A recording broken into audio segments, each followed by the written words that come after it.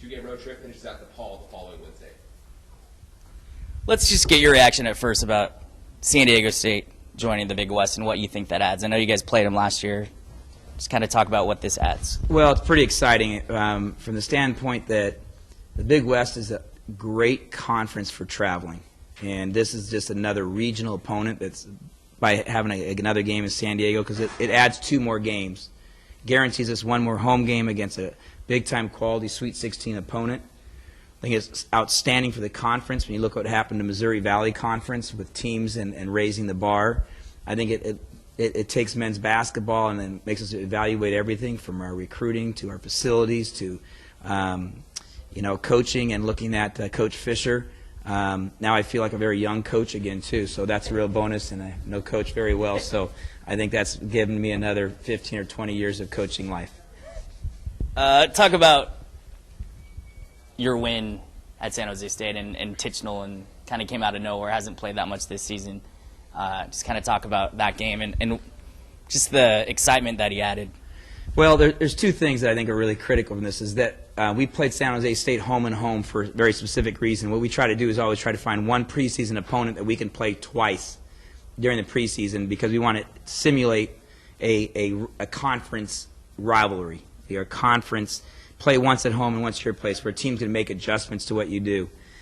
So we were able to beat them handily at home, and then training our guys that now we have to go on the road to that opponent's house and not take it for granted that we're supposed to walk and win. And they made some great adjustments defensively. They shifted to a zone, and it took us quite a while to really ever get comfortable with it.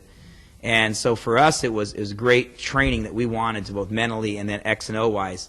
Also, we talked about our rotation with obviously Reese Morgan still out, and with Chris O'Brien out for the year. We have 2 guards that are really, who are very good shooters, missing from the lineup. And Malik Love's been really playing the kind of the 2 spot, kind of along with Amari. Against the zone, that's not really where Malik fits in. And Jamal's really a backup point guard. And so Dylan Royer's success has been great for us, but now you're looking at somebody who is really, quote-unquote, a marked man. When you're number 1 in the nation 3-point shooting, people are going to guard you a lot closer, a lot quicker, a lot more aggressively. So you're not a secret anymore.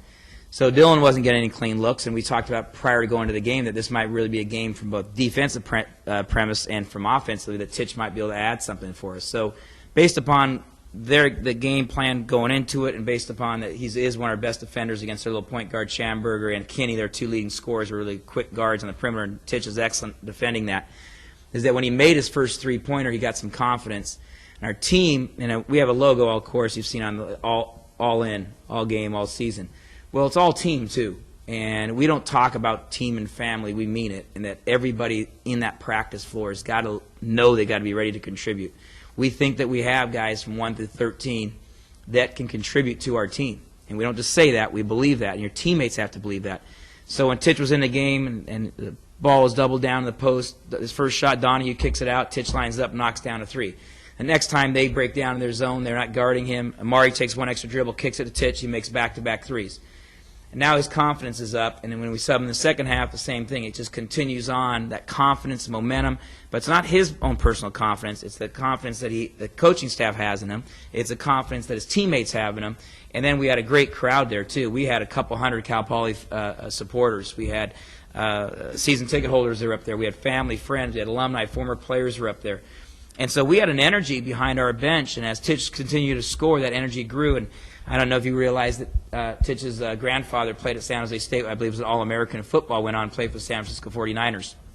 And so that type of stuff kind of grows, and kind of he went from hitting a shot to making a play to being a guy we couldn't take out of the game. The game plan was to give him some minutes and see what he can contribute, but as he grasped those minutes and really shined to those minutes, he went from, hey, let's give him 10 minutes to 15 to, hey, playing 23 minutes and not being able to take him out. So it was a storybook game, and he did an outstanding job. And it's a great team victory when a guy comes in off that bench and nails 16 points off the bench for us in a big-time victory.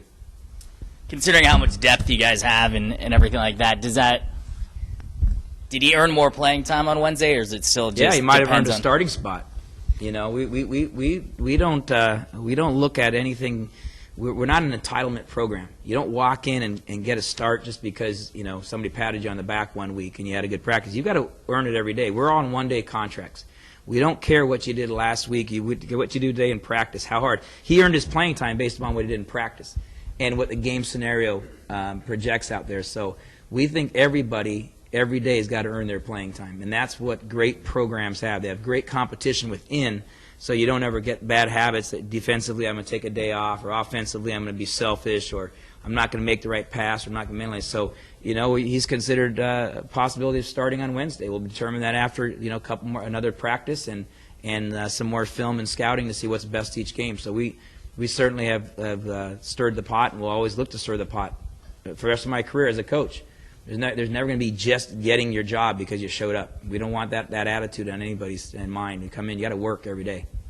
Talk about Menlo on Wednesday. I mean, granted they're from a couple levels down, but I mean that still doesn't matter for you guys. What do you know about them? And well, I know they're an NAI program, and I played NAI basketball at Central Washington University, and we went over to Gonzaga, which everybody thinks is the greatest program. We beat Gonzaga at Gonzaga, and you look at throughout the nation, historically NAI players have some older, stronger guys. They have a couple seniors in the post that are 22, 23 years old, 6'5", 6'6", skilled guys pop in and out.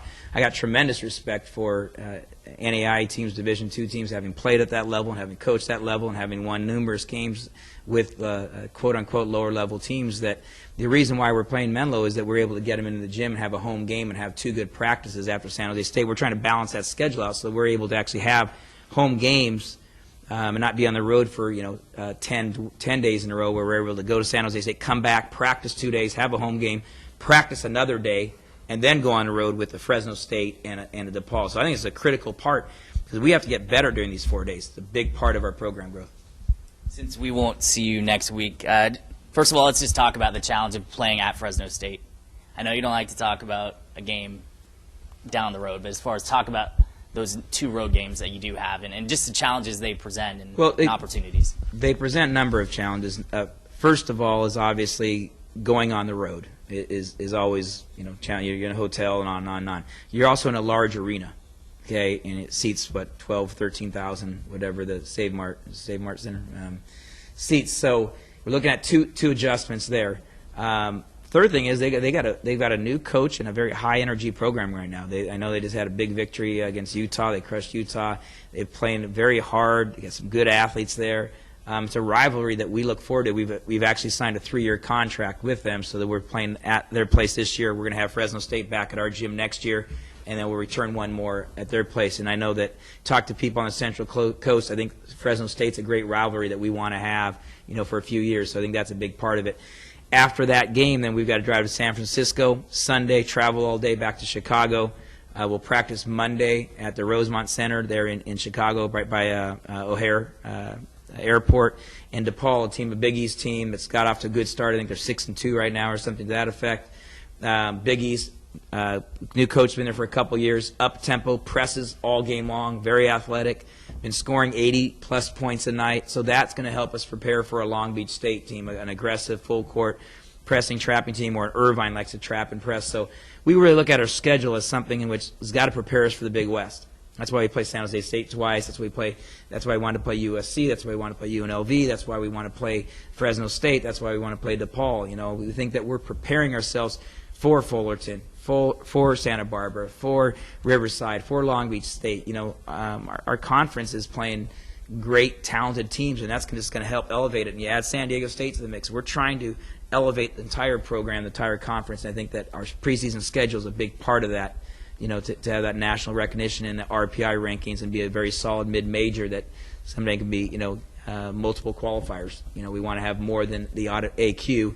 If our programs continue to schedule that way, we can look at large bids, which is $1 million deal for the conference as a whole. I mean, let's just be honest that the conference as a whole benefits from having men's basketball, continue to ratchet up the quality of teams and the quality of preseason schedule. So I know that that's our role, is to really raise the bar. That's what we want. What's the latest on Audister? I'm just curious, slowly coming back up to where you want it to be? Or? Yeah, Kyle's actually, it's been kind of encouraging. The last week, I think we just had a meeting with Kyle and talked about, I think that it's been, 6, 7, 8 weeks where he's now really been able to get some basketball conditioning. You got to remember, this is somebody who didn't play basketball for 16 months. You know, there's a 3-week injury, there's a 3-month injury, there's even a 9-month injury that you have with an ACL.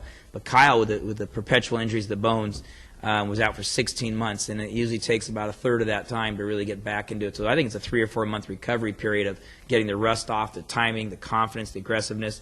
And he's another guy, just like Matt Tichenal, that I wouldn't be surprised that sometime during this year, Kyle continues to work and practice, gets in game shape, learns the offense and defensive principles that he's missed out on for an entire year, 16 months. And we're going to be sitting here someday talking about Kyle Oddister's ability to contribute off the bench and win a game for us. And we believe that. The teammates believe that. That's not speak that you have for the media. That's a reality that we all feel, and that's a great problem to have, is have guys that we think that, hey, there's another guy that might be able to come off the bench some game here and really give us a huge spark to win a game.